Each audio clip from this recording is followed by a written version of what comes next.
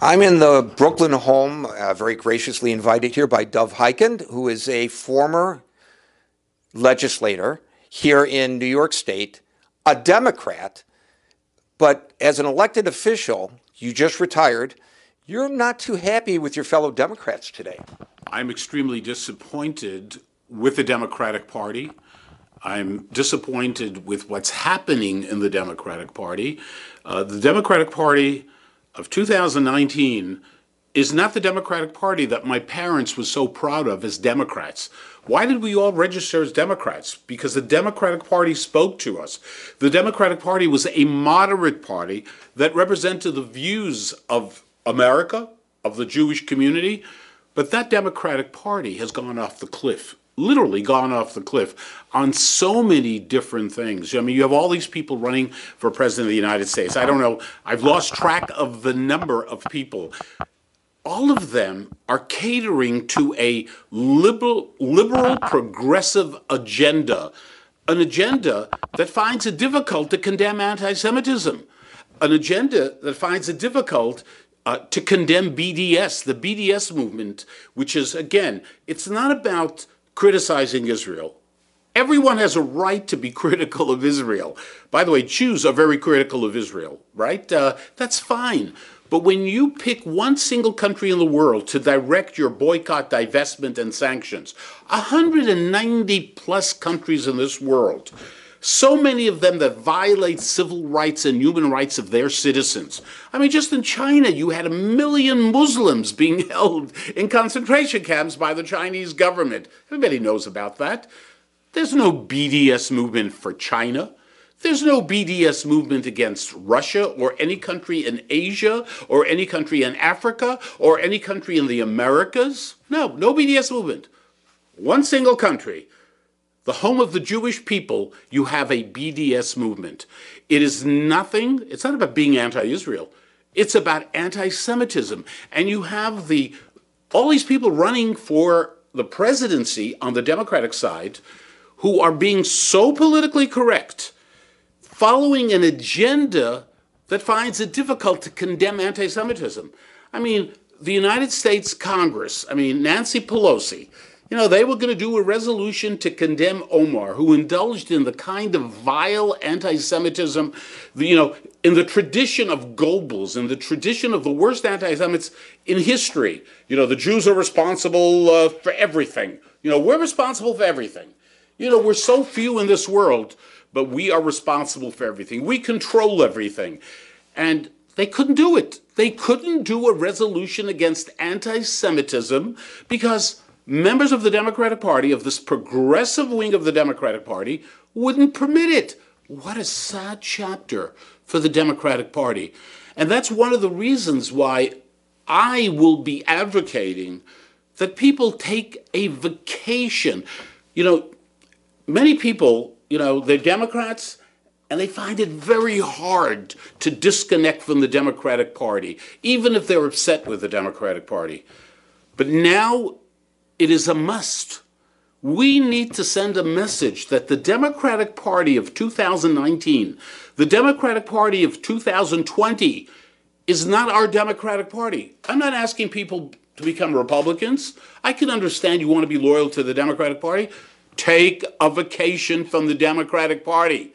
Take a vacation. Send a message to all of these progressives who literally indulge in this anti-Semitic behavior. Anti-Semites is one thing. I can deal with anti-Semites. It's when good people in the United States Congress, members of the Democratic Party in the House of Representatives, who can't get their act together to send a clear message about anti-Semitism, when good people don't do the right thing, we are in trouble. Not the Jewish community. America is in trouble. So I am going to be traveling to Florida, other places, and urge people and explain why they need to take a vacation from the Democratic Party.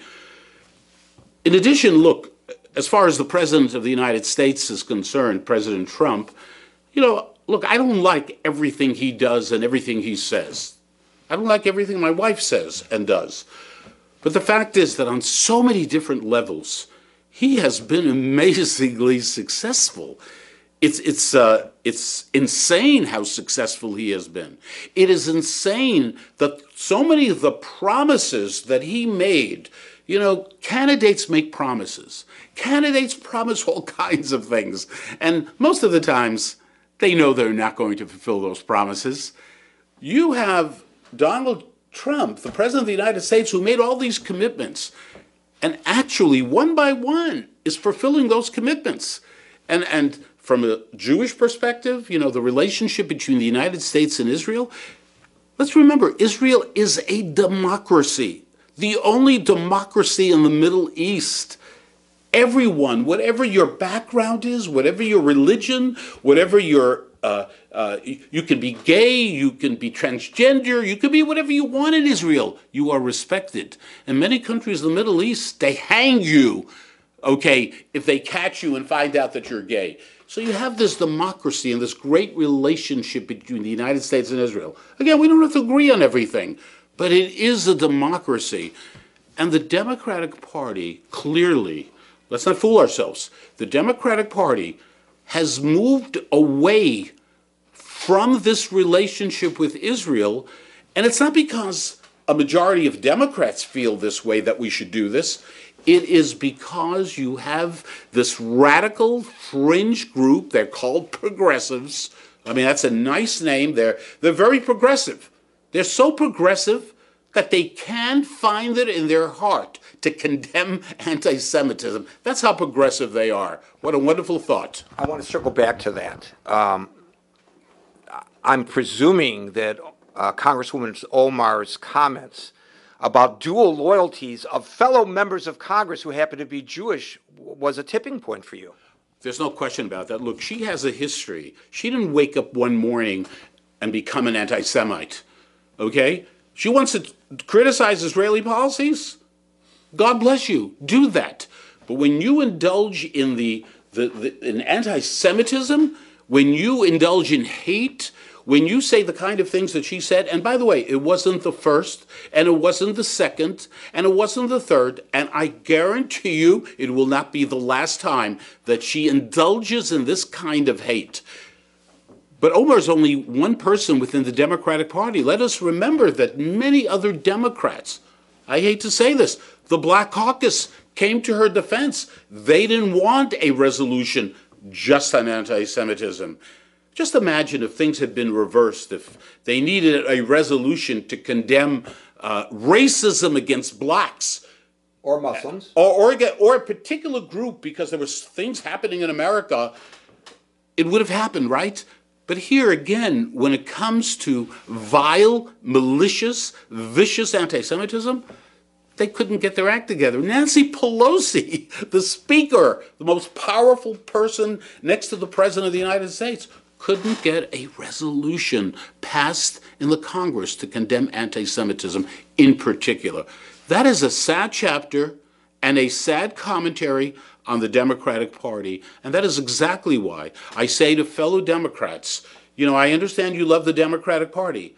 Continue to love it, but take a vacation in 2020. Send a message that we cannot tolerate. You cannot compromise. You can't be a hypocrite. You can't have a double standard when it comes to racism and anti-Semitism.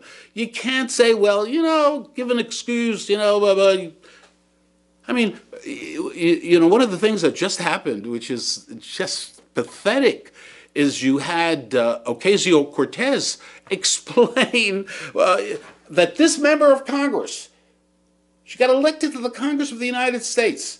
She was a member of the local legislature prior to that in Minnesota, Omar. She doesn't understand what anti-Semitism is. She just woke up from a slumber. She never heard of anti-Semitism. Did you know that? I hadn't She heard never that. heard about anti-Semitism. I hadn't heard We that have to, argument. yes, we have to understand that she has no experience. Is that pathetic? I mean, we will go to the bottom of the barrel to come up with excuses for people who know exactly what they are doing. And it is the Democratic Party, unfortunately, that is indulging in this kind of pathetic behavior. And I want to say this is dangerous.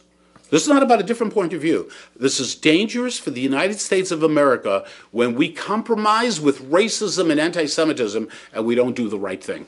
So what do you say to traditionally Democratic, some liberal Jewish people who just cannot stand Donald Trump, mainly because of his demeanor, maybe, I don't know. And to them, I don't mean to make a pun here, that trumps the concern over Israel. With you, Israel is near the top of the list. With them, it's down the list a little ways. They cannot stand Donald Trump. Talk to them and convince them that they ought to take this vacation. It's not about Israel. It's about racism and anti-Semitism. And the Jewish people have been victimized by racism and anti-Semitism from the beginning of time. And right now, we're living in a period that I have never seen before. In 36 years as a member of the legislature in New York, being out there, speaking out, traveling throughout the country and throughout the world, we have never had a period quite like this, where there, on a daily basis, things are happening, anti-Semitic acts are being directed against Jews like never before. The numbers from the ADL speak for themselves. And the numbers that are reported are only a fraction of what is actually going on. So I'm saying to everyone out there, I understand you may not like or maybe even hate Donald Trump. Okay, and you're entitled to do that.